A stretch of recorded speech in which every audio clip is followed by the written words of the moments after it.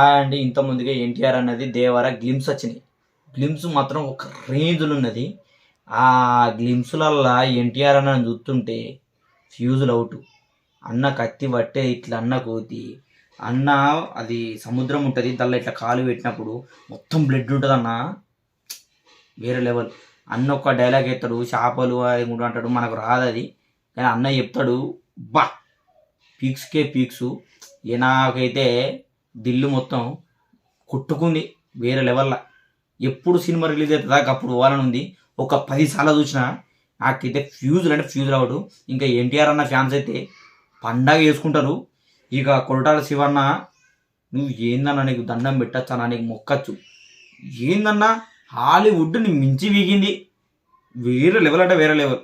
అనిరుద్ధన్నా ఇక నీకు చెప్పరాదన్నా, నువ్వైతే ప్రతి సినిమాకు వేరే లెవెల్లో కొడతావు.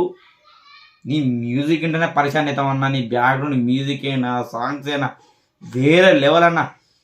ఇక మొత్తానికి కొరటాల శివన్న, అనిరుద్ధు, మళ్ళా ఎన్టీఆర్ అన్న వీళ్ళందరూ కలిసి సినిమా తీసిర్రు. అదే దేవర మాత్రం గా గ్లిమ్స్కే నీకు ఇంత పరిశాన్ అవుతున్నట్టే. ఇక సినిమా వచ్చి దానికి ట్రైలర్లు వచ్చి ట్రీజర్లు వస్తే ఇక మనం ఏడుంటాం, గీడు ఉండం, మొత్తం సింపుకునుడే. అంతా ఘోరంగా తీసిర్రు. ఒక్క ముక్కలా నేను చెప్పలేకపోతున్నా, అంత ఘోరంగా ఉంది, వేరే లెవెల్.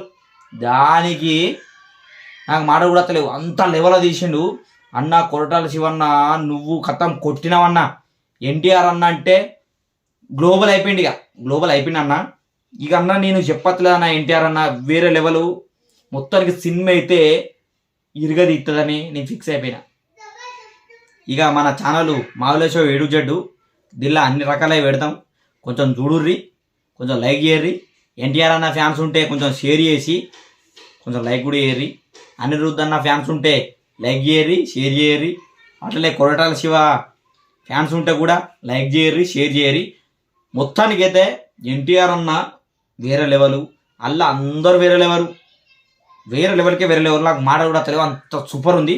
ఓకే, మరి వీడియో మీకు నచ్చినట్లయితే లైక్ చేయండి, షేర్ చేయండి, పక్కన వాళ్ళని గట్టి కొట్టుర్రి. Bye bye.